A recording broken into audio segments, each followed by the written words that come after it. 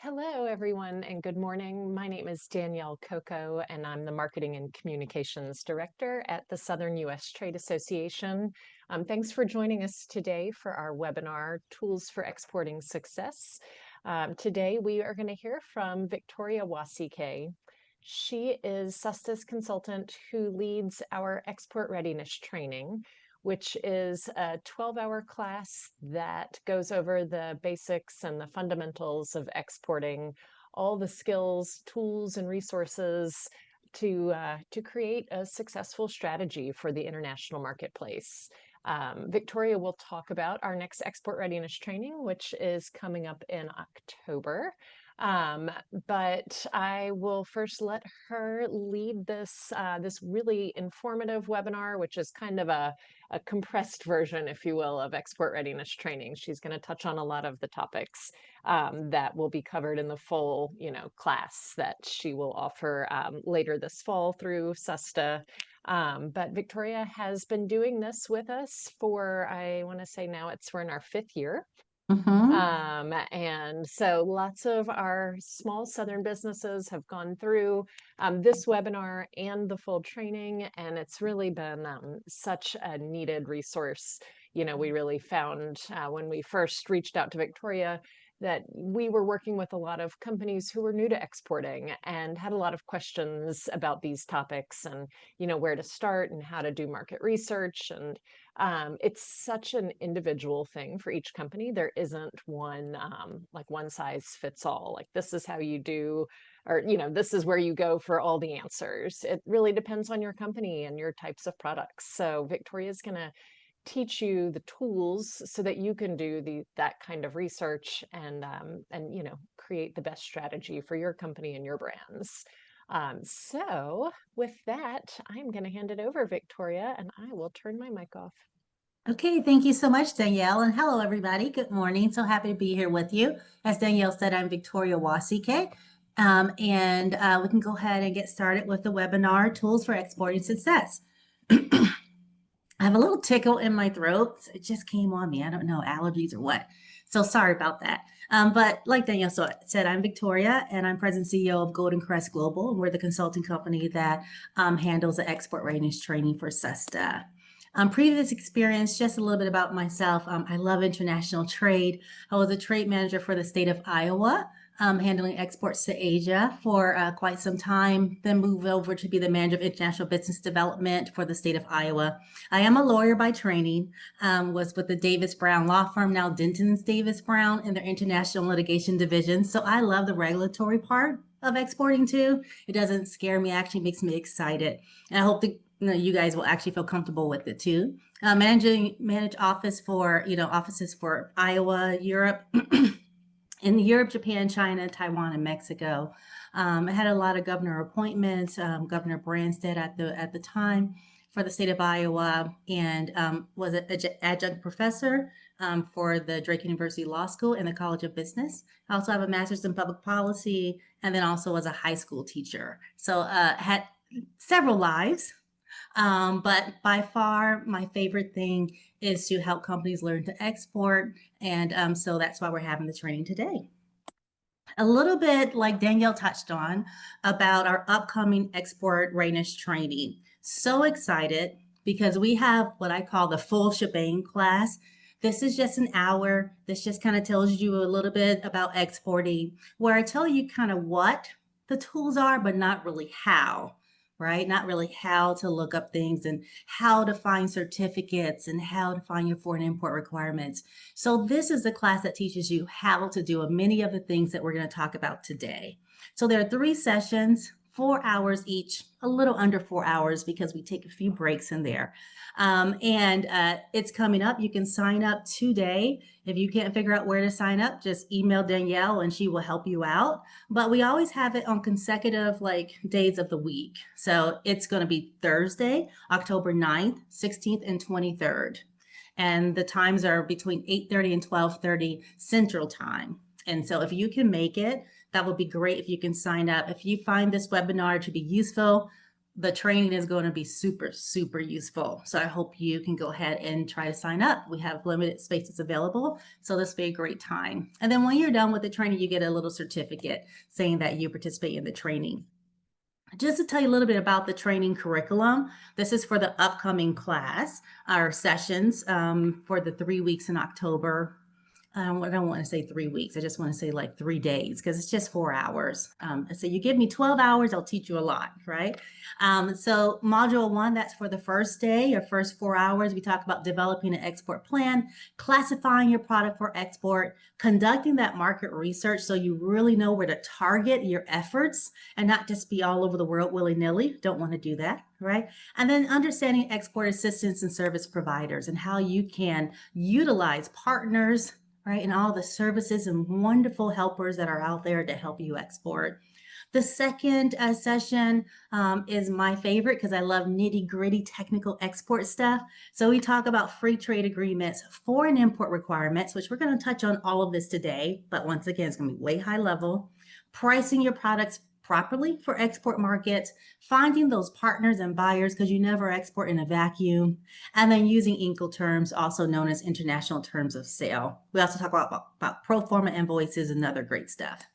And then finally, the last 4 hours of the last session is called, it's titled Getting Your Products to Global Customers. So once you got that buyer, you're excited, then you have to know how to, of course, ship your product. So we're going to navigate shipping and logistics, looking at foreign export regulations and certifications in deeper, in detail, prepare your export documentation, and then of course, payment terms, financing, insurance, and those kind of things. So it is a full class. I love it. It's one of my favorite things to do, but there's still availability. Just want to make sure you guys are aware of it. It's very easy to sign up, as Danielle said. She can help you with that. You get a little questionnaire, just helps me kind of understand where you're at. Okay, and so that we just have a little bit more information about you. You're going to send that back over. And then you get a handout. So it's really great because we summarize everything we talk about. So you have an actual handout. I think it's a total of 10 pages that you can refer back to. All the links we go over, you'll have that. And then you get, there's a little bit of homework, not a lot, but there's a little homework that helps you to go ahead as we're learning to utilize some of the information, right? So it's not hard homework, but it just makes sure that you're retaining some information. It's just like today, it's going to be very interactive. We also bring in seasoned exporters. You can hear their stories of triumph and stories of heartache, but mostly triumph, of course. And we have industry experts. We usually bring in either a freight forwarder or international banker.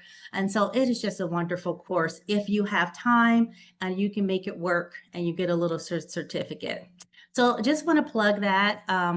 Just want to make sure in the first 10 minutes you are well aware, and these are some of the positive feedback that we receive regarding the training from other CESA participants. So now that we're fully aware of this other training, like I said, you can just go and follow up with Danielle if you're interested.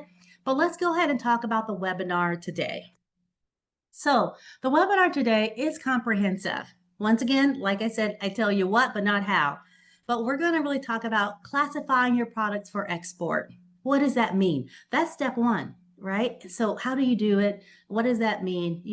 What is the knowledge behind it?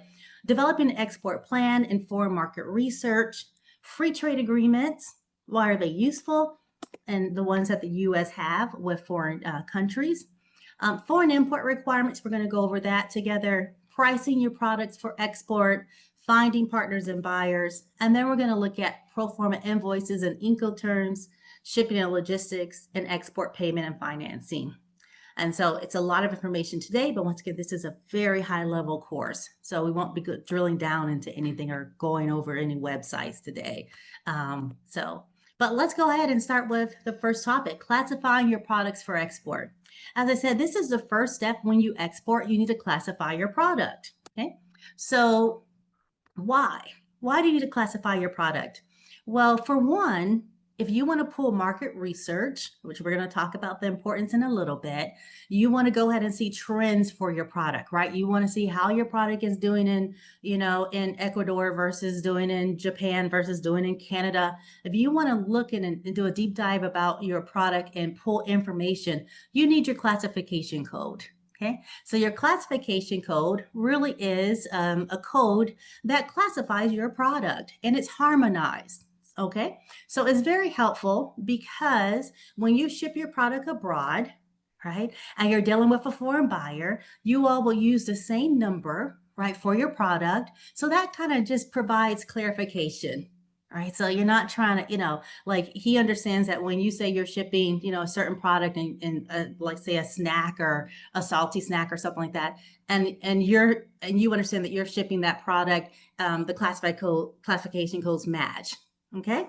And so it's just a way to harmonize the products and making sure that everyone is on the same page regarding the product that is being sold and shipped.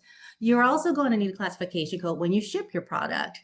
When you ship internationally, they're going to ask for your classification code.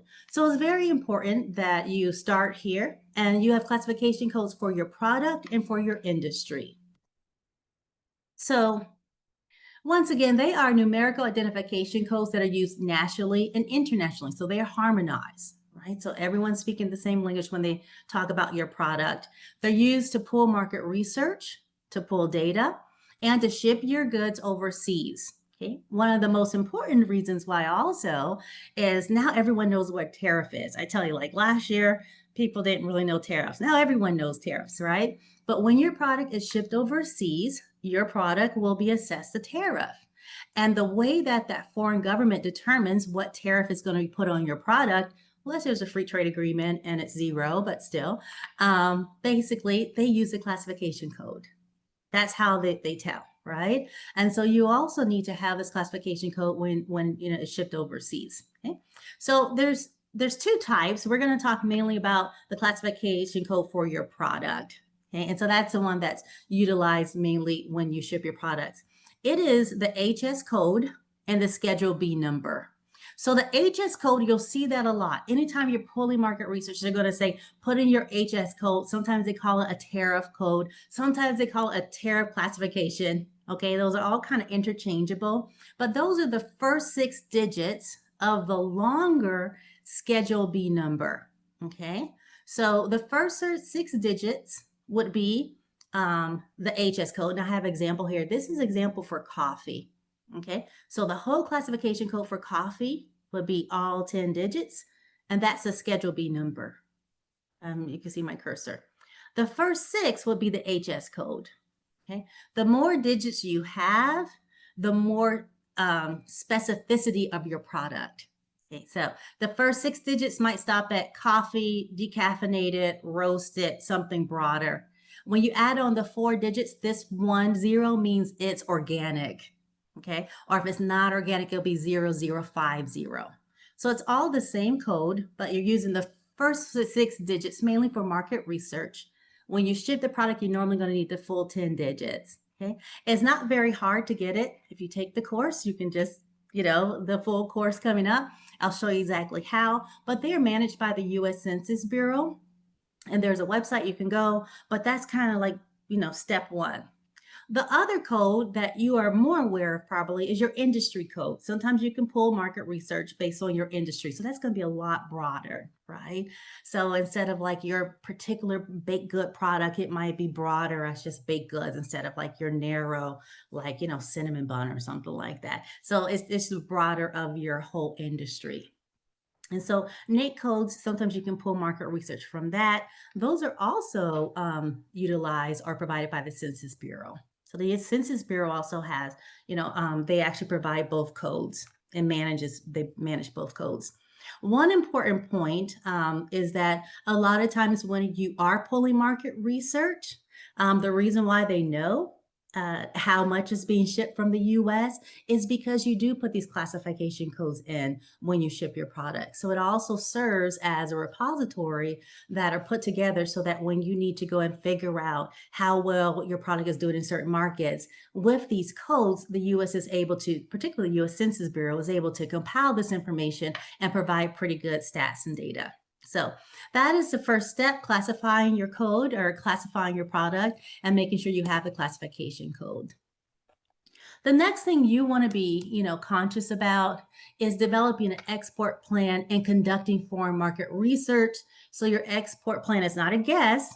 right? And I'm like, oh, I like this country. It's cool. No, right? You want to also be able to kind of look at stats, see how your product is trending and doing in foreign countries so that you can make the most of your time and dollars. So when looking at doing your export plan, you want to kind of do, and they're kind of intertwined because your export plan, and we talk about a lot more in the full blown class, but you really kind of understand the components and what's important, but the market research is what actually helps to guide you when you create your export plan. And what you want to do is you want to conduct an industry analysis. Right. So that's kind of broader.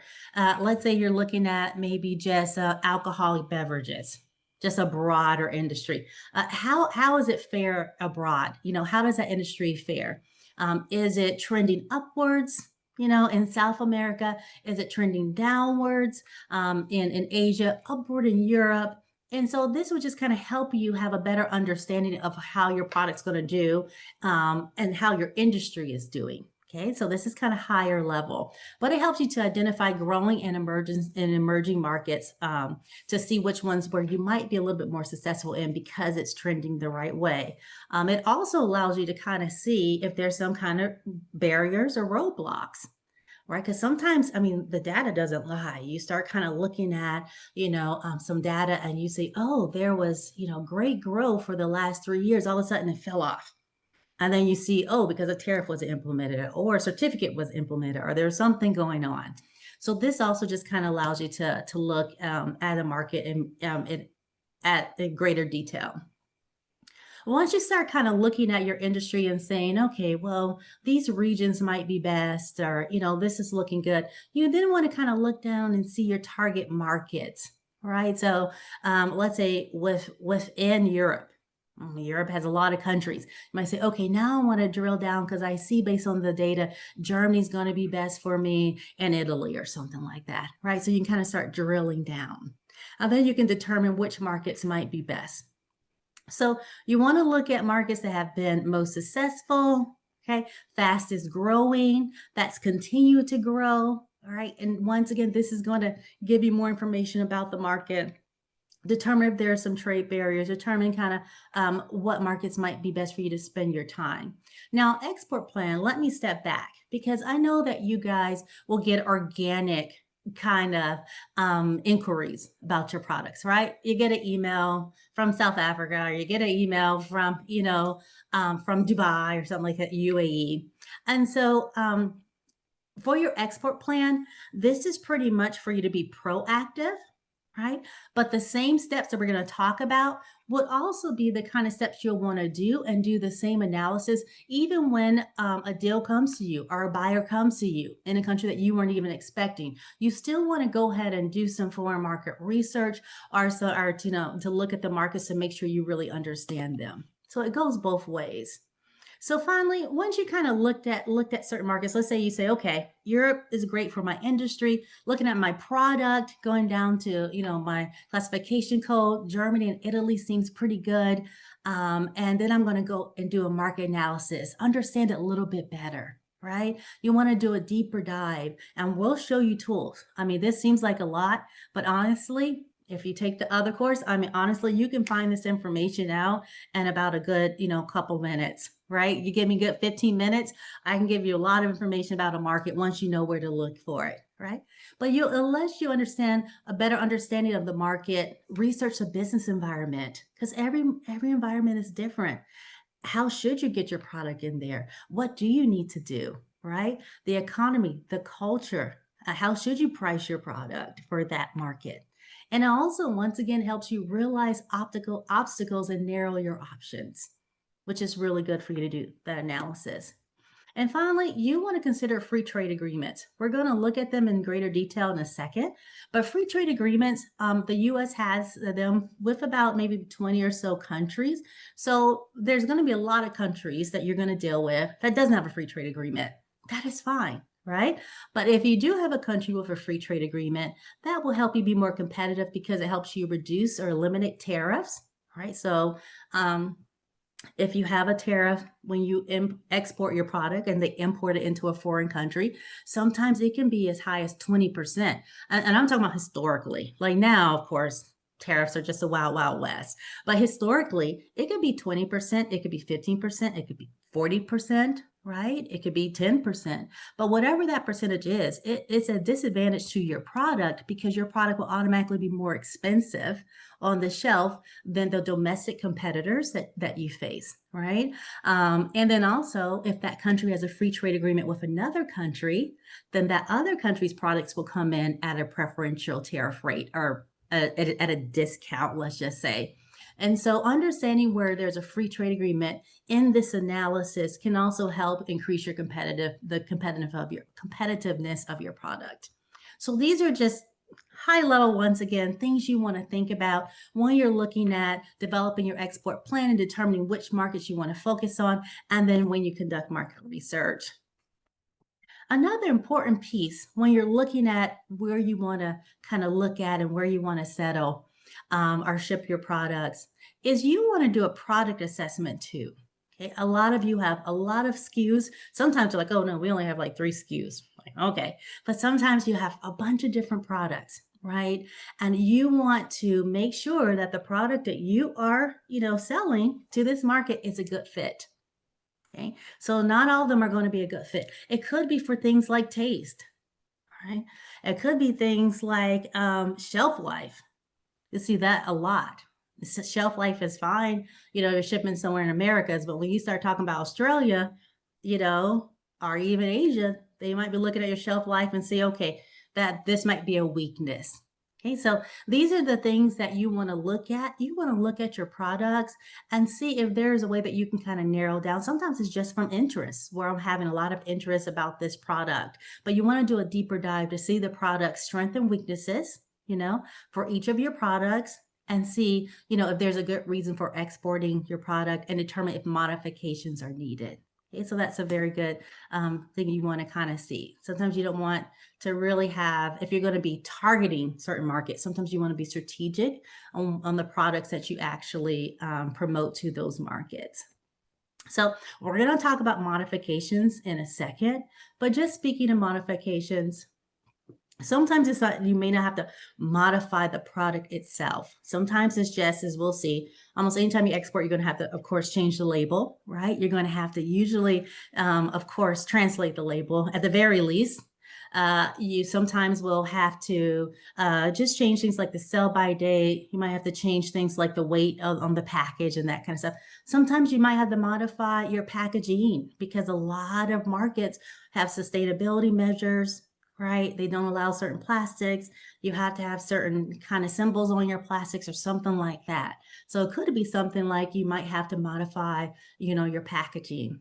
Sometimes it is like a market that has a lower GDP per capita and they can't afford to have a large bag for that market. So you have to see, right, if there's some kind of way that might be hard for a lot of you, especially if you have co-packers or something, but if you can kind of modify your packaging so that you can have, smaller bags that can sell in Guatemala, that can sell in, Nicaragua, that might, you might not have to do for Canada because of the pricing. So there are a lot of things you want to consider. The more you learn the market, right? Looking at the market, determining the information in the market, what might work best. You're trying to just get that match, right? A good product with a good market and making sure that you do some research to make sure you're going to be successful.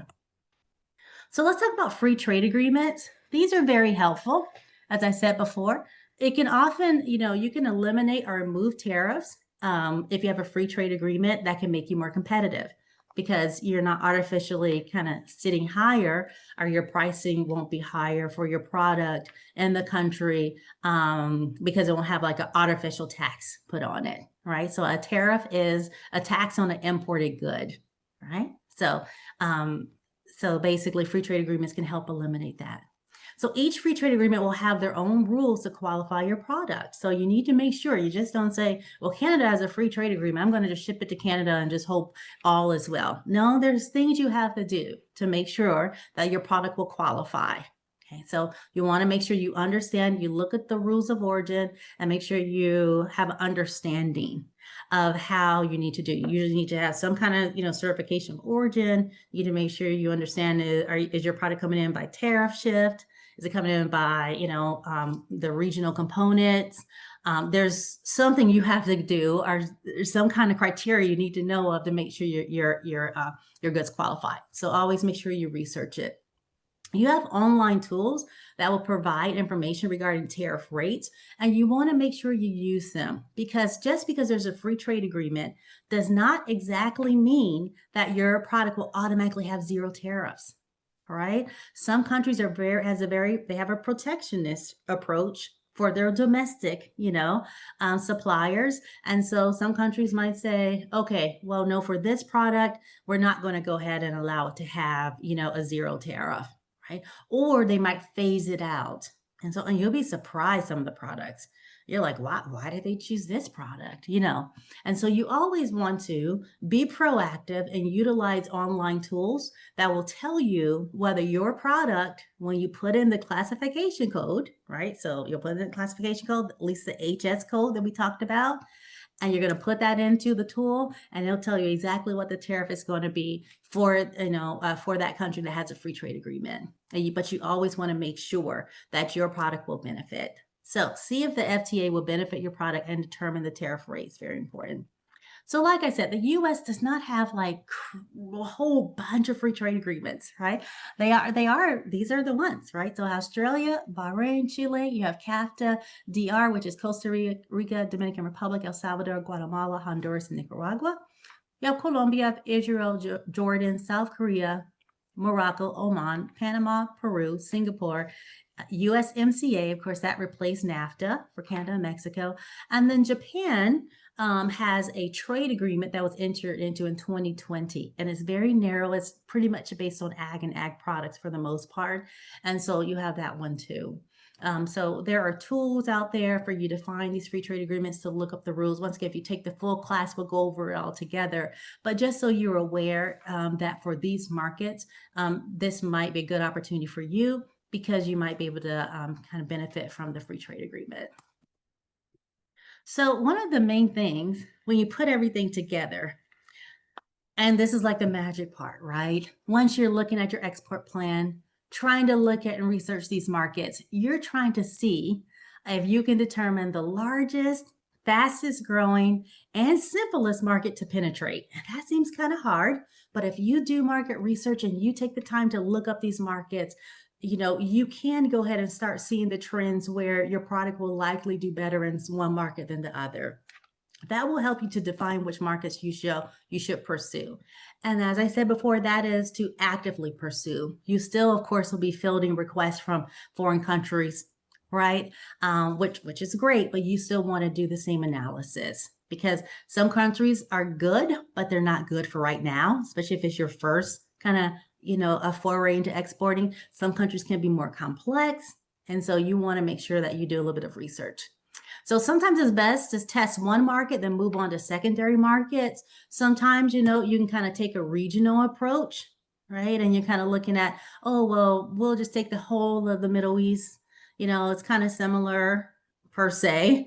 Or we're going to look at South America. I know we have to translate into Spanish or something like that. But that's kind of up to you. There's no right or wrong answer. But I will say, as we lead on to the next section, which is foreign import requirements, very important, very, very, very important. Just because two markets are close by and they look quite similar, each country sets its own rules, right? So they can have vastly different rules and procedures. Case in point, my favorite story. We had a seasoned exporter used to join us, a lovely man, and he used to just tell this story about he had cheesy cheese balls. That's what he exported, right? Cheesy cheese balls. Just as you can imagine, the little kind of balls, yellow with cheese, and the big kind of container. So he would export that. And they were like in countries all over the world. So he did a great job. So he was trying to break into the Middle East. And he was looking at the UAE and Saudi Arabia. And he was like, well, I'll kind of lump these countries together. But of course, they had vastly different requirements and rules, which is the reality, right? Each country is different. So one country allowed yellow food coloring and the other country did not. But he still wanted to kind of work on these markets together because he knew he'll have to kind of like translate the labels similarly and that kind of stuff, right? So he looked at it, and so they were like, no. One says okay, one says no. So then he's like, okay, he's just going to modify his product, which is common, and he's going to strip that yellow food coloring away, and he's going to just use white cheesy balls, kind of like white cheddar. Okay, and then he can get into both markets. So he tried that.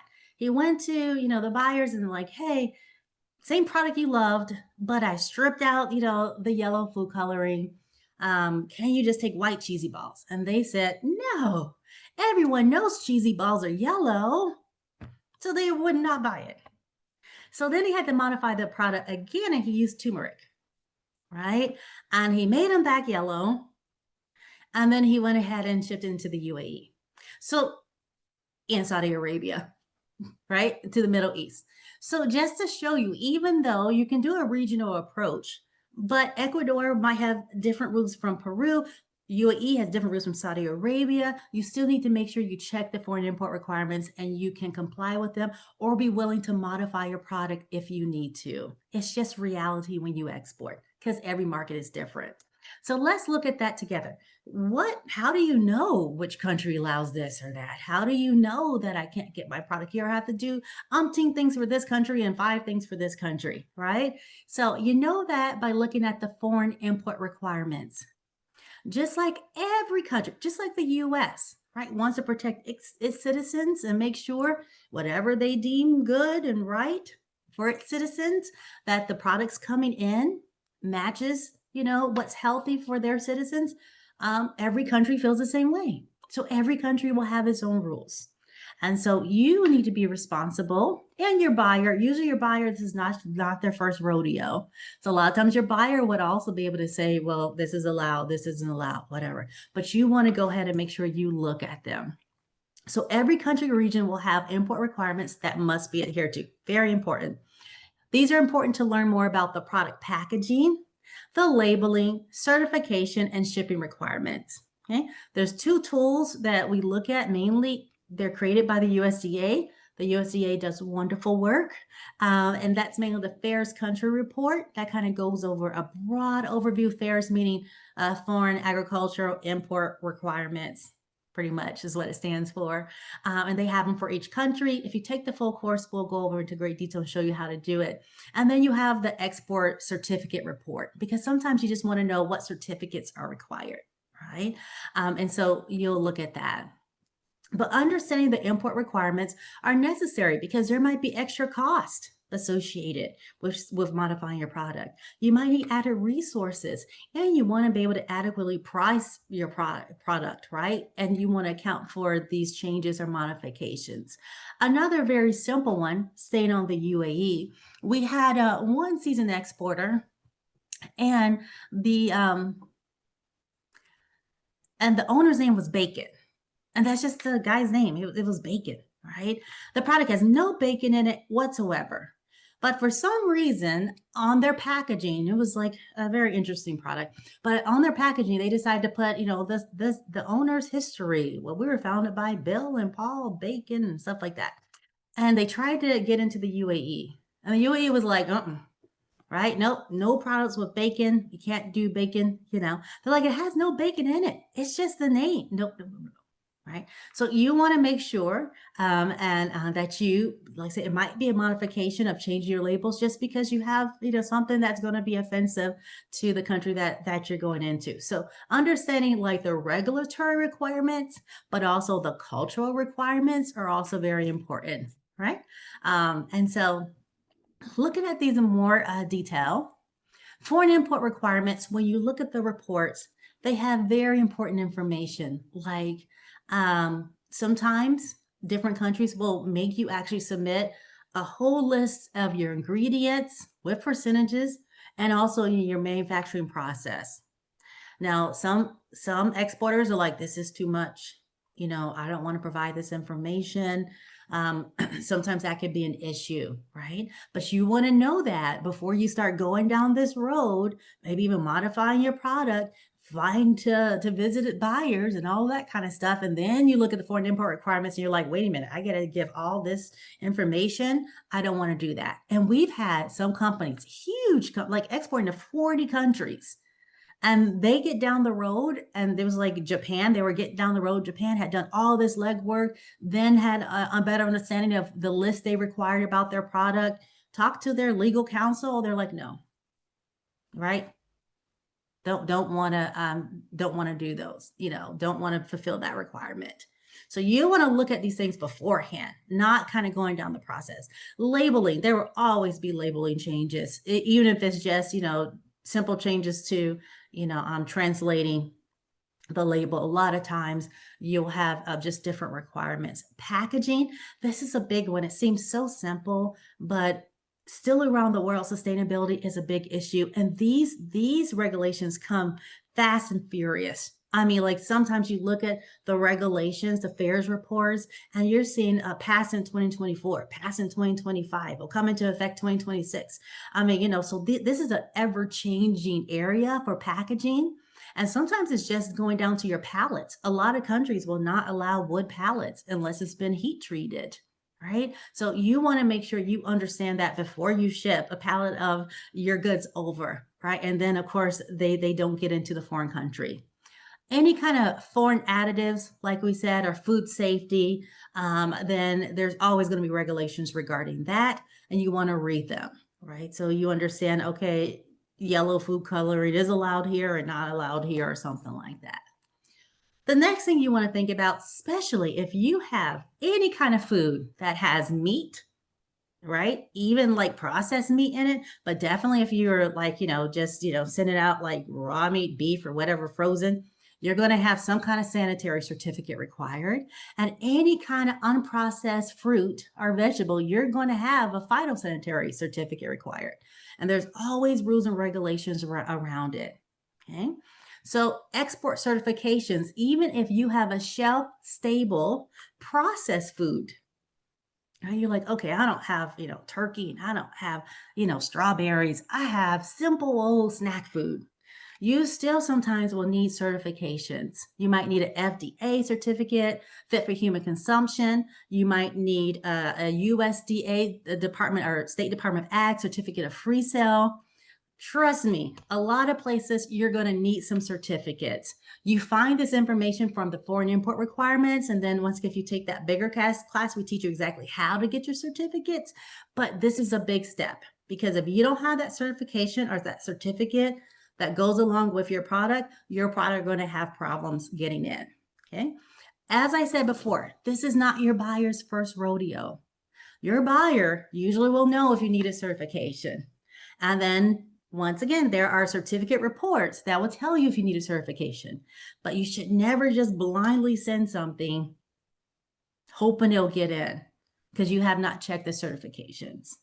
They also talk about import procedures, because a lot of times you might need an import permit. Maybe your importer has to go ahead and fill out a permit, but you have to provide the information. Anything about duties, if there is a free trade agreement, they'll have information on the foreign import requirements about how you qualify, the rules of origin. Shipping samples, very important. Just don't want to ship samples all willy-nilly. Normally you have to have some kind of label or information on your sample saying not for human consumption, or not for kind of like wide consumption, or to be sold or something like that, to make sure it's very clear that these are samples and not actually to be handed out or passed out, to the public. So there are a lot of rules, and you want to make sure you take the time to go ahead and understand them. So just briefly, I kind of talked about, if you have a meat product, you're going to need a sanitary certificate. Normally, any kind of fruit, vegetables, phytosanitary certificate. A lot of times they're shelf stable. I can never say that word. Shelf stable processed product. You might need an FDA certificate or State Department of Ag certificate of free sale. And then a lot of times you might need a certificate of origin. I'm not going to get in the weeds. I'm going to stop myself. But there's different types. One from a chamber for, non-tariff purposes. And then you might need a certification of origin, which you can self-certify for free trade agreements. That's way more than, we're going to get into over here for this webinar. But they're very important. So pricing I just need to make sure I'm doing good on time. Okay, pricing products for export. This is an important step, right? Because you want to really make sure, in light of the fact that you might have to change your products, modify your products, and all of that, and you want to be competitive, right? You want to make sure you price your products effectively. So you want to examine the export pricing and quoting from within your company, right? To develop your export pricing strategy. And we'll talk about kind of like actual cost that goes into exporting. So you make sure you're covering those expenses. And then you also want to look at the price that is presented to the buyer as a landed cost. Right? So when you export, a lot of the landed costs are actual kind of fees like tariffs and custom clearance and duties, and that usually that is passed on to the buyer, right? Yes, passed on to your importer or buyer, and you don't have to pay for them, but usually that buyer's not going to eat those costs. Of course, your buyer is normally going to pass along those costs to the ultimate buyer consumer, right? So you want to really have a firm understanding of how much your product is going to be inflated on the shelf, the pricing based on the tariffs and other, costs associated. So there's two ways you want to look at it, but regardless, you want to make sure that you think about this, because just like domestic market, if you price your product too high, it's not going to sell. And if you price it too low, then you may not be profitable. And the whole point is, of course, is to make sure you make money. So a few things, we're going to talk about actual costs that go into the exporting process in a second, but just some things you want to think about when you're thinking about pricing. One thing is your foreign market objective, right? Because you might have different types of pricing for different markets. Right? I mean, you might have your domestic price, but you might price it differently for Europe, and you might price it differently for Asia or whatever. And part of that is kind of understanding these key considerations. One is your foreign market objectives. Sometimes, you just have surplus from the domestic market. So you're looking for an outlet for your surplus, okay, product. And so if that's the case, you might want to be pricing it more aggressively. But you don't want to, of course, go in there and lowball, because it's very hard to raise prices afterwards, right? But you want to think about this. What is your market objective for this? Sometimes it's like, okay, you're new to this market and you want to actually be kind of conscious. The fact that, you're new and you're kind of looking at the market. Whatever your foreign market objective is, you want to think about that. The next thing you want to look at is market demand. You need to have somebody in that market who can pay your prices. U.S. products are always going to be at a premium, as you can imagine, right? Compared to a similar domestic product. So if you have competition domestically, right, like ketchup, and maybe there's a domestic ketchup provider, and you're going to be a U.S. ketchup provider, you're just going to be maybe $6. Right, a ketchup, and they might can get it for $2. And so you want to make sure there's someone in that market that can afford the $6. So looking at per capita GDP, looking at expat communities, looking at whether there's a market demand, looking at also your sizing or something like that to see if your pricing can be competitive. All that is very important. One big thing is competition. Everything is a lot of times price sensitive. You don't want to be blown out of the water. Your price is so much higher than your competition. It's very easy nowadays, or easier, because you can look online, right? And a lot of times you can access different stores online and you can kind of see the pricing. That's very helpful. I know if you go on, trade missions with SESTA, a lot of times they'll take you to actual kind of markets or, retailers, and you can kind of see with your own eyes your competition. But this is an important step to make sure that you are pricing your product competitively. And then the actual cost. The actual cost that it takes you to export, you want to take that into account. Now, it's impossible a lot of times to kind of be like, well, I'm going to be able to price it just right. My margin's going to be so great, so I cover all the costs all the time. But you don't want to have no clue what you're going to be spending on trying to export this product, right? You want to at least think about it. When you look at these key considerations, sometimes your export prices may be different than your domestic prices, right? And then sometimes for certain markets, they may be a little different, but at least you want to think about this as you are pricing your product.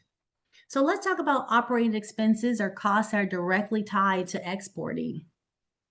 One we're looking at are fees for market research. So if you conduct, so if you take our other course, I give you a lot of free tools for market research, but sometimes you want to pay for market research, right? Or you want to do credit checks. So there's a cost to that. If you want to travel and do business travel expenses, there might be a cost to that. Promotional materials. Of course, there's a lot of help from SUSTA that can help for some of these costs. Just want to plug that in. But promotional materials, if you're going to promote the product somewhere, there's a cost. Translation costs, you're usually going to have those for your labels. Commissions and training costs for foreign reps, if you hire foreign reps. Legal, patent, and trademark fees, taxes, export-related insurance, product modification, special packaging. These are all common expenses that are export related, okay, that you want to think about. Some of the ones that are pass-through costs, meaning that you don't sometimes always pay for them, transportation expenses, freight forwarder fees, usually tariffs, right? Those are pass-through costs, but still those are usually going to be tacked on to your final pricing or how much your consumer is going to see on the shelf. So you want to make sure you're aware of that. And so just important things to think about. So we're going to talk about insurance and Incoterms in a second. And so we'll go into that and I'll give you a little more well-rounded kind of thought process around that in a second. But looking at the next topic, finding partners and buyers. This is very important because a lot of times you don't export in a vacuum. You really don't. You are finding some kind of support in that foreign country or region that's going to help you out, right? And so for each market, you have some kind of channel of distribution or some kind of, outreach. These can be sales representatives that you hire to sell your product in the foreign country. You might look at agents, distributors who take, of course, title to your product, and then they might go ahead and, of course, handle the retailers for you and sell to the retailers. Sometimes now things are vertically integrated, so you can go right to retailers, or the retailers have their own distributors. And then sometimes with the web, you can do and go straight to end users, right? But no matter what, some seasoned exporter called it a tether. You always have some kind of tether to the foreign market, right? In some kind of way. And no matter which tether you are using for you to go ahead and get into that foreign market, you want to do proper due diligence, always. Okay. Like a sales rep, they have different responsibilities than an agent. An agent usually has power of attorney that can bind you to things. Right? So you want to make sure you understand if you have some kind of contract and one says sales rep and one says agent, you want to make sure it's very clear. Okay. Can they bind you to something or not? Distributors, they take title, but you also want to make sure you really understand the distributors you're dealing with, and just kind of just make sure you do your due diligence, right? So it's a very important step. So a few things you want to consider when you are looking at finding foreign partners to help you as you export into a market. One is the size of the sales force. Okay, so if a two-man shop works for you and you feel like this two-man shop can go ahead and kind of help sell your product, then that's great. But if you expected a 20-man shop and then when you get there it's a two-man shop, then that's something you want to think about. A lot of times you can ask for their sales records. A lot of times we hear that, right away, you might want to kind of get an NDA. They sign an NDA, you sign an NDA, so you can actually be very kind of open about they can be open about their sales records, and you can be more open about, your company. But you want to be able to see who else have they sold for, what else have they done? A territorial analysis. Right? Okay, so like Mexico's a huge country. Are they just helping you in Mexico City, or does it also include Guadalajara? Does it include Baja, California? I mean, where? Okay, where are they helping you? And then product mix. Do they have, complementary products, or do they have competing products, and how they prioritize? Right? So all of these things are very important. Another important thing to think about is I don't want to get down this rabbit hole. I can't help myself, but just, when you think about it, sometimes when you're dealing with Europe, you think you just hired a sales rep and all of a sudden they're considered or classified as your full-time employee. It happens. And you're like, oh no, I'm just hiring this person just to help me for this narrow thing. Then all of a sudden, no, you have to pay taxes and you have these requirements. So really understanding, just not signing stuff willy-nilly, just not hiring people willy-nilly, really understanding, having a contract though, and specifying the roles and responsibilities is very important. When you look at people who, might help you on the ground, let's say distributors, make sure you understand their facilities and equipment. If you need cold storage, and the facility doesn't have cold storage, or no one's verified it, then that's not the place you want to, and that's not the distributor you're going to need, right? Their marketing policies.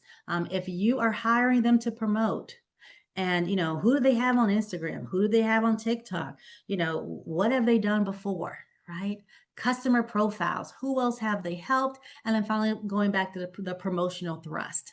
Okay, so all these things are things you consider. Normally you have some kind of tether to that country that someone's going to be helping you out, but you want to make sure that just like in the US, you'll be vetting people, how much more so, right? In a foreign country, do you want to vet these people?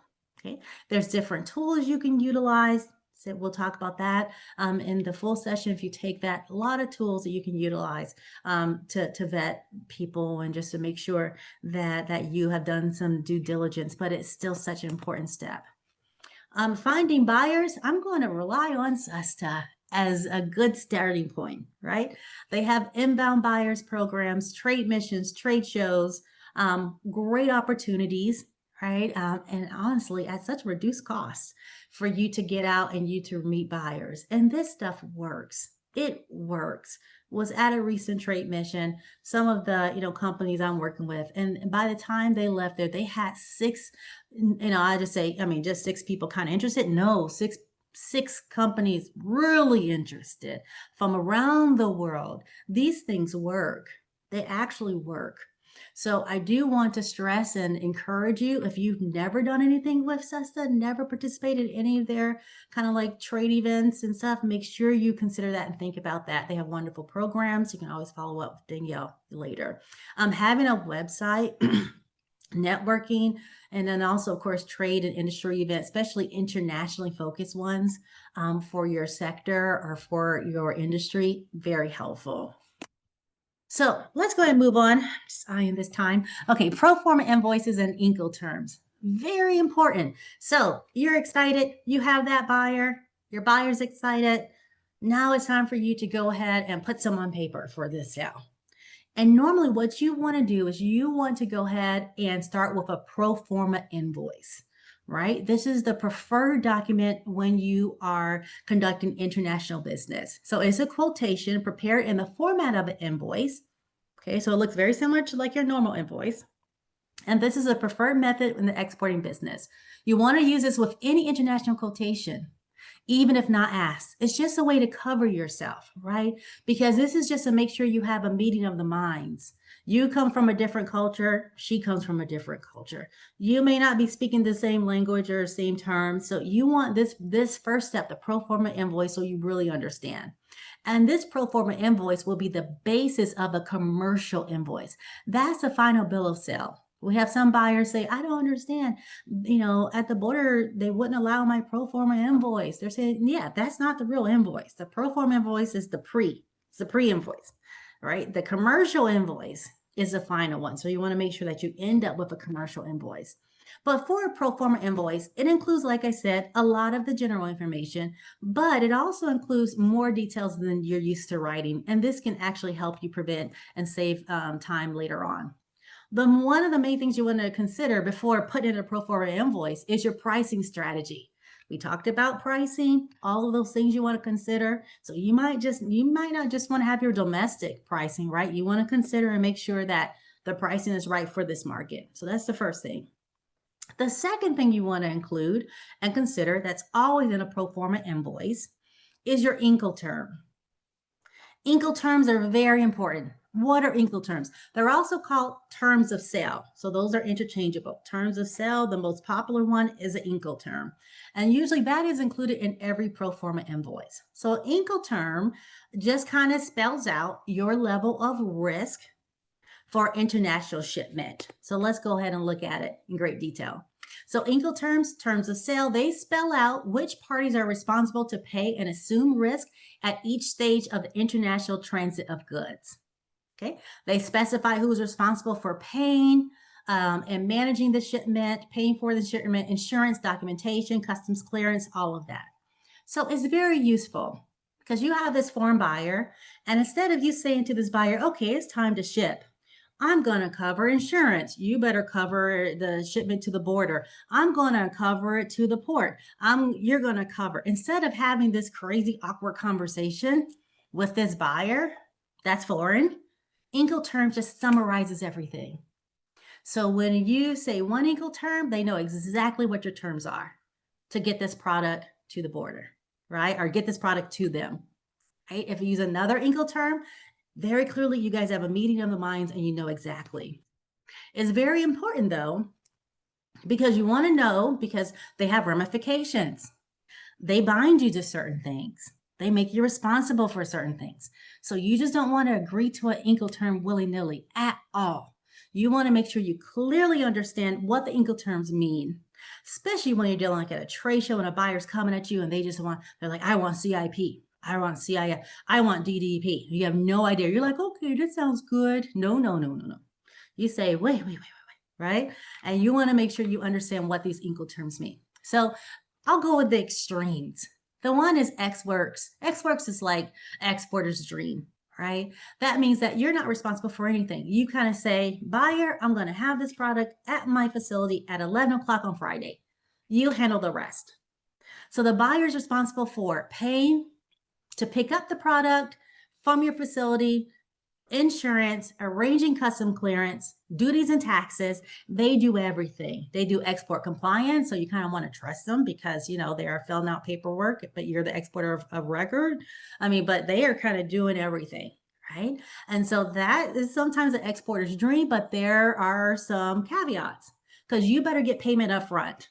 Because once they pick up that, you know, load or that pallet, they basically have title to that product and it's gone. So if you're using Ex Works, we're going to talk about payments in a second. I'm getting there. But you want to make sure you actually get payments up front. The other extreme is when you are responsible for everything. You're responsible for getting the goods over to the foreign doorstep, not even the foreign port, right? Going into India and getting in there, right? Going into Guatemala. I mean, and you have to do all of the customs clearance and then pay the taxes. Now, normally you as an exporter never pay taxes. You never pay the import duties. You don't have to clear customs normally. But if you pick DDP, you're responsible for all of that. So you want to make sure that you understand. So you must understand the terms of sale before you use them in a quotation or pro forma invoice. So I have this handy dandy chart. I said there's so many nuances that we cannot just cover today because of time.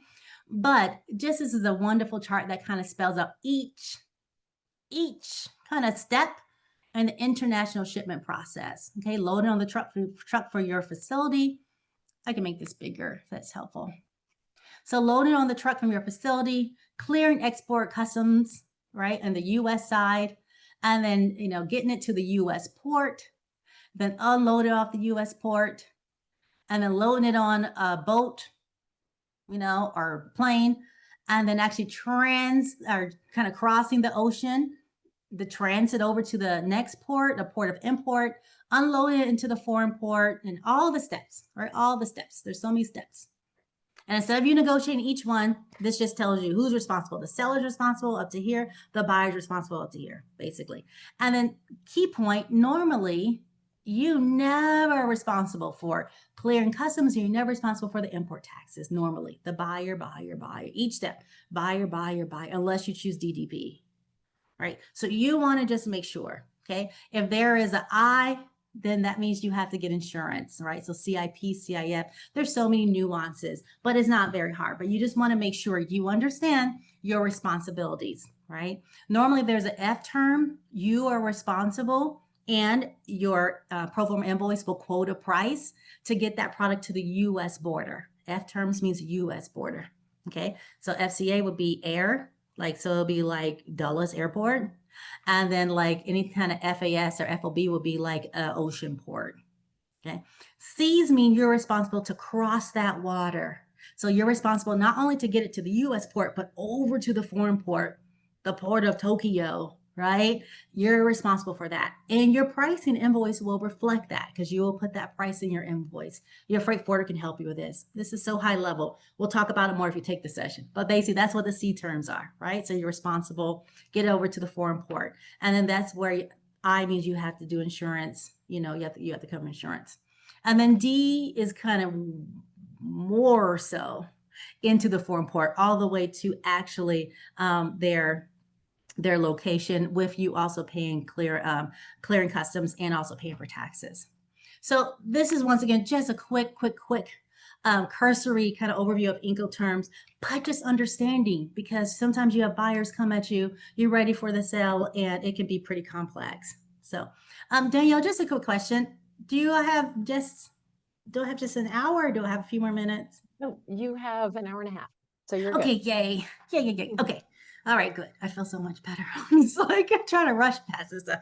Okay, so pro forma invoice and Incoterm, they're very important because once you go ahead and you have a clarification about the pro forma invoice, you put all that in the pro forma invoice, your pricing, your term of sale. Also in the pro forma invoice, you can kind of include things like if there are any import requirements, let me know, to put the buyer on record that you want to know if there's certifications, if there's product modifications and other things like that, that you want them to tell you. You can, is the pro forma invoice is whatever you created, okay? But you want to make sure that you understand the terms in it. Once you're done with the pro forma invoice, then you create the commercial invoice. And so once the terms are agreed upon, you are now prepared to export your product.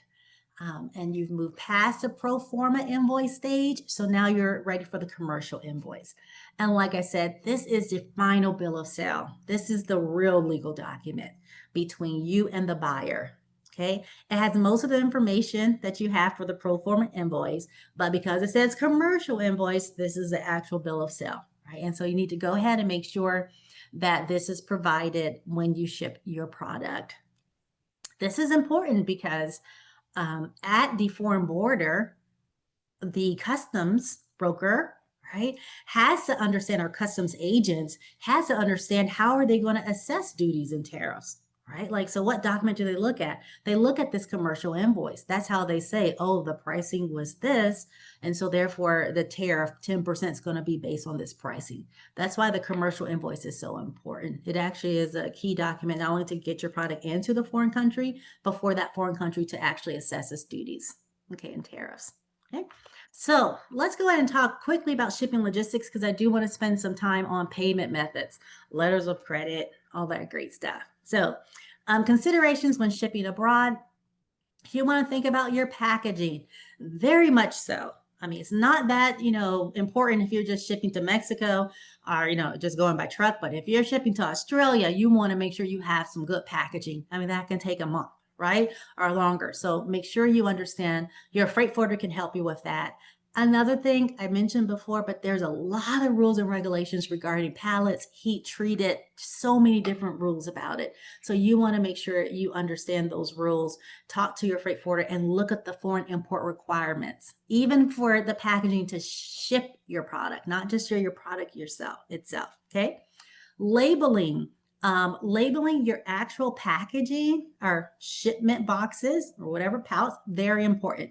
If you have like 1 of 4, you want to label them 1 of 4, 2 of 4, 3 of 4. That's simple stuff, right? But sometimes you want other labels in. Sometimes when you have certain certificates, like the meat certificate, sanitary certificate, there's a special meat export label you have to put on there. So you also want to make sure that you meet any requirements that are required from you. Insurance requirements, that's really based on the Incoterm. like I briefly said, if you choose CIF or CIP, that means you're going to have to get insurance. So you need to understand insurance requirements and understand the requirements, basically like the policy and what it covers. Your freight forwarder can help you with that. Your freight forwarder is your friend in this case, but very important, because if you're quoting a price for CIF, CIP, the Incoterm, then you want to make sure you include insurance. So understanding this packaging and this shipping will ensure that your package is packaged correctly, so it arrives in good condition, is labeled correctly to ensure that goods are handled properly, arrive on time and in the right place, documented correctly to meet U.S. and foreign government requirements, and insured, okay, against damage, loss, pilferage.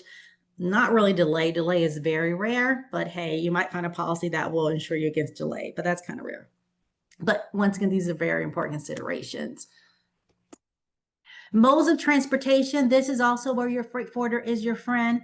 In the heat of negotiation, when you're talking to a buyer, you might start promising things you can't deliver, right? And it might be that the buyer wants something in 2 weeks. The only way to get it to is air, but the pricing for air might be crazy compared to, of course, sea. And so these are some things you want to discuss and consider with the freight forwarder. The freight forwarder is your friend, to really understand the costs associated with it, the time frame, especially if you start promising people stuff. Seriously, right? Oh, I'll get it there in 3 weeks. Right? The weight. Okay, if additional transportation is needed, like ground transportation from your facility to a port, those are all very important considerations. Not very hard, but things you definitely want to think through. The freight forwarder will help you weigh the pros and cons of the different modes, and then also can help you to give realistic kind of information to your buyer to make sure that your goods arrive when you want them to arrive. There's a different kind of export shipping documentation. So when you ship your document or ship your product, normally you're going to have a commercial invoice, like we said before, not the pro forma invoice, but the actual commercial that goes along. Sometimes some country requires a consular invoices, and I'm going to pause here. Countries can require all kind of commercial/commercial-like invoices, right?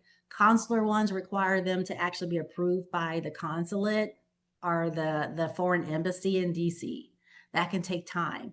You have other kind of commercial invoices, like for CARICOM, you need a certain type of invoice sometimes for that regional block. So you always want to make sure that you have the right commercial invoice.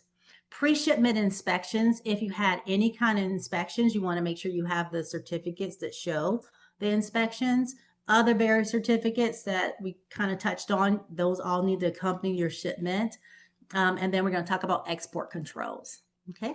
And then finally, you're going to see that you're going to need basic documents that are used in the movement of goods, like the bill of lading, you know, and all those kind of good documents, the shipper's instructions and that kind of stuff.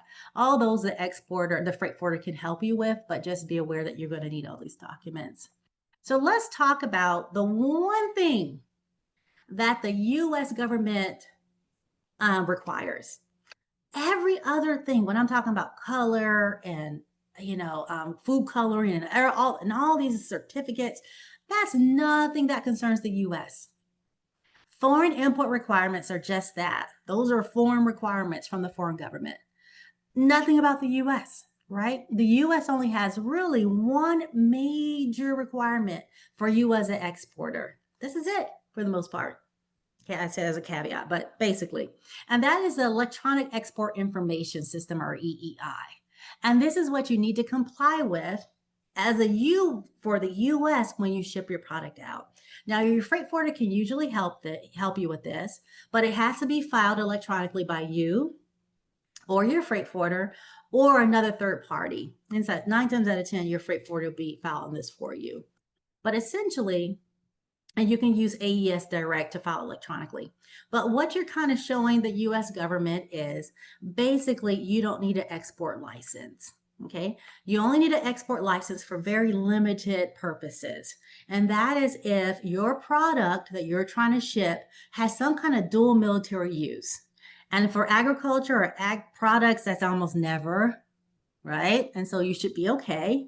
But you are just certifying to the government that your product cannot be used in some kind of dual military use. Very important, right? So they make you fill out this AES Direct. Okay. The other thing that the US is very concerned about is even if your product, of course, is not for military use, if you are shipping your product to some place that we have an embargo and there's sanctions and you're not supposed to ship your product, right? I mean, back in the day, I mean, people would try to, ship bread to Cuba, then of course they will need, of course, export license, right? So a place where there is like a embargo or something like that, even if it's not a military use, right? The government is still very, very concerned. And so you have to fill out an export license about this. And this is pretty much what you're kind of like telling the government when you fill out this information.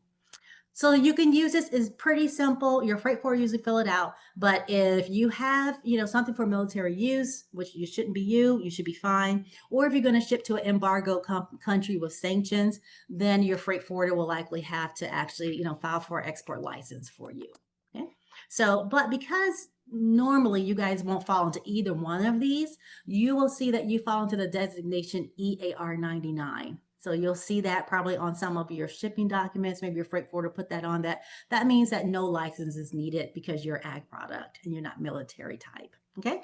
So just a heads up, but you will see that. It's very important you understand it. You don't want to sign and certify to something, and you want to make sure you understand who your buyer is and which country it's going to, because that's important too. But your freight forwarder should be able to flag it for you, but you should know too, if you're going to a country where you need some kind of export license. So here's my caveat. Big. The freight forward and customs brokers are usually familiar with these documents, right, in this process, but you are ultimately responsible, right? So you can kind of get a fine for $250,000 and stuff like that if it's not done right. So you want to make sure you have some kind of knowledge and you make sure your freight forwarder is complying. So the last topic we're going to talk about, we're going to end right on time, export payments, financing, and insurance. So there are a lot of different types of payment options. And so it's very important you understand them before you just agree to it from your buyer, because sometimes buyers can be pushy. They really can. They want this, they want that, they want this and that. All right. And so you want to make sure that you're comfortable with the payment option you're providing for your buyer. And usually it matters, depending on the level of trust and credit worthiness of your buyer. If you trust this buyer, okay, you can go ahead and give them terms, 30 days, 90 days, something like that. If you don't trust this buyer, or the country is kind of turmoil, or there's a variety of reasons, then you want to get probably cash up front, right? So this little analysis is super important. I just feel like sometimes in the heat of negotiations at a trade show, whatever, people just want to agree to whatever, not thinking about, right, the ramifications. So you always want to take the time to fully understand the payment options and make sure you are using the best one for this situation. So there's mainly 4 that we're going to talk about. They're ordered from the least secure for you, the most secure for you, the exporter, and the least secure for the exporter or for the importer, the buyer. So let me explain that again. So the higher the security for you, the more risk for the buyer, and the inverted is true. Okay, the more security for this buyer, the more risk for you. Okay, so there's like an inverse relationship. Okay, so let's take, for instance, cash in advance. That's if you're doing Ex Works, the Incoterm, you better get cash in advance. If you're kind of shaky about this buyer and the country has unrest and just basically you don't know this buyer, you want to try to push cash in advance, right? Wire transfer, credit card check. Well, check is like questionable, but you want to push for that. Now, this is great for you because you have the money in hand. Of course, the buyer doesn't even know you. The buyer's like, you have my money, right? I don't have your product yet. So it's a great risk to the buyer. So that's why it's like a relationship. Sometimes the buyer will just not do cash in advance. And the buyer might say, look, you're going to lose this sale because someone else is willing to give me, terms. Okay. So it's like an invert relationship and you have to understand what you want to use. The next tool that is safer for you, if it's not cash in advance, you want to look at letters of credit. Now, letters of credit are more common when there's unrest. And I would say right now, there is a lot of uncertainty and unrest. So when we talk with our international banker that we utilize a lot and talk to a lot, he says, of course, the letters of credit are coming up. They're rising, right? So letters of credit basically means that your buyer or importer bank, so not your bank, so his bank agrees to pay you when they receive proof that the documents are your product has shipped. So when they get proof that your product has shipped to them, so they have some kind of level of security, right? You're just not running off with their money, then the bank will pay you. Okay. So this is great because if you don't trust that buyer, you're like, that buyer looks kind of shady, or I don't know. But the Bank of Brazil, that seems kind of legit, right? So you'll go ahead and take your letter of credit with the promise of the bank to pay if you don't really kind of trust the buyer, but the bank looks really good. The next level that gives you a little less protection, mainly because with the letter of credit, if that buyer defaults, that bank now has to pay, which is, why it's great, right? Documentary collection is a more common one.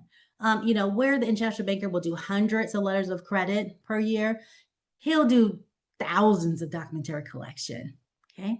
So what happens there is the banks are involved, your bank and the buyer's bank, both involved here, but his buyers or the buyer's bank doesn't give their promise to pay. All they do is just shift documents around. So there's some protection for that buyer because once again, he has documents to show him that you actually shipped something. So it makes him feel good. He doesn't feel like you're cheating him. So basically, once your bank sends the documents over to the buyer's bank that you ship the product, so he feels secure and you're not lying about shipping a product, then his bank just releases money to pay. But the truth of the matter is that bank does not lend its obligation to pay. So when it's time to pay, that bank will look into that buyer's, account. And if that buyer doesn't have money, then you're kind of messed up. It's not like the bank will now say, oh, that buyer doesn't have money to pay, I'm going to pay it for you. So it's a little more safety because you have banks involved, but really it's definitely not as safe as a letter of credit, which is why a letter of credit is more expensive, of course, in documentary collection. Then the final that gives you the most risk is an open account. But still, a lot of buyers are insistent. They want terms, right? Open account means like, okay, well, I'll send you the product, you take title, you have it, and you pay me in 60 days, 90 days, 30 days. You want to be very careful with this arrangement. You want to make sure you trust the buyer. You want to make sure that there's stability in that market that he's in, because sometimes no fault to his or her own. There's just unrest. And sometimes nowadays it's like overnight, a stable country is like just not stable anymore. So if you're going to do open account, and sometimes you need to because your buyer might be insistent, you want to consider tools from the Ex-Im Bank.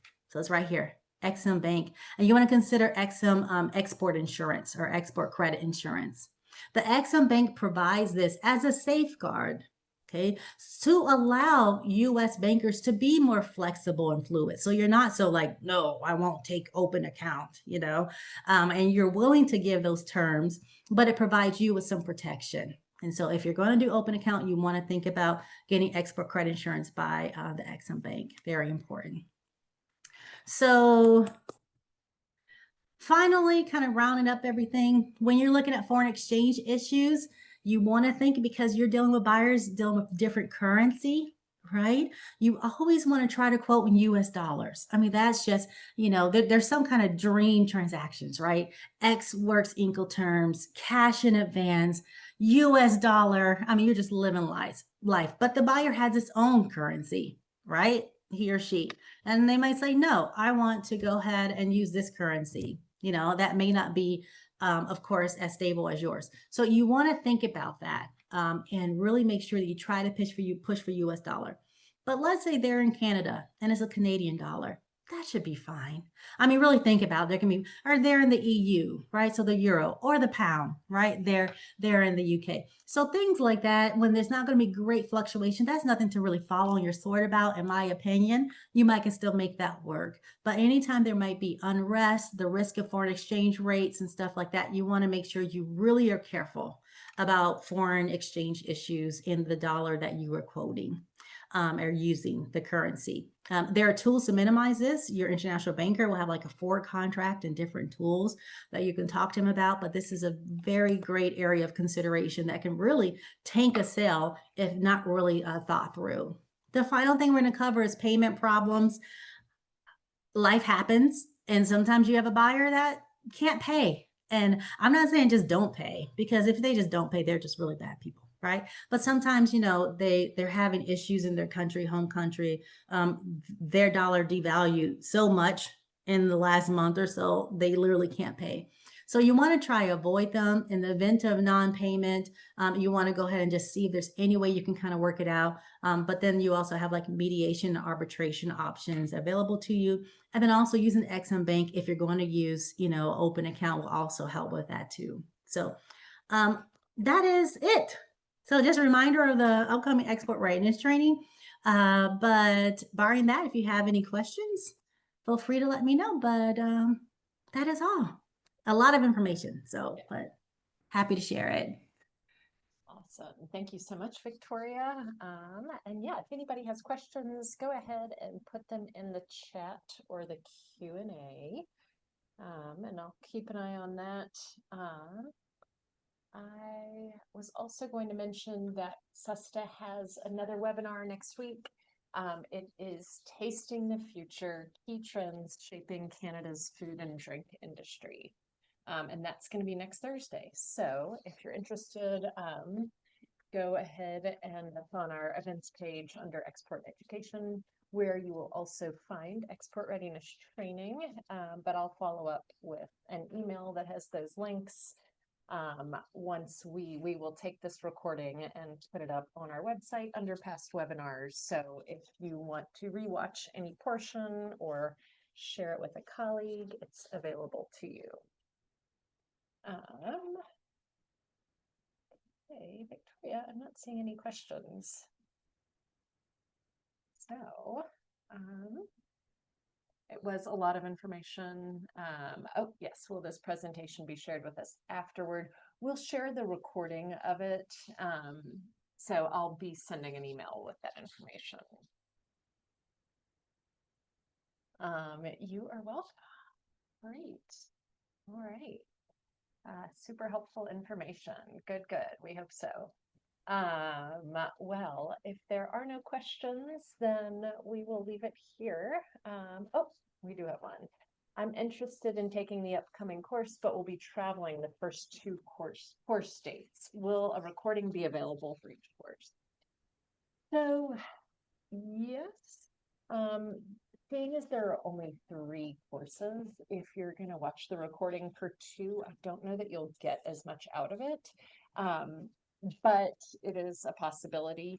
I will reach out to you after this and we can chat more about that, because we won't offer it again until the spring. So I also understand that companies want to do the training now. So yes, that is a possibility. And I'll touch base. Great. Thank you so much, everyone. Thanks, Victoria. Thank you. Yeah. Take care. Bye-bye. Bye-bye.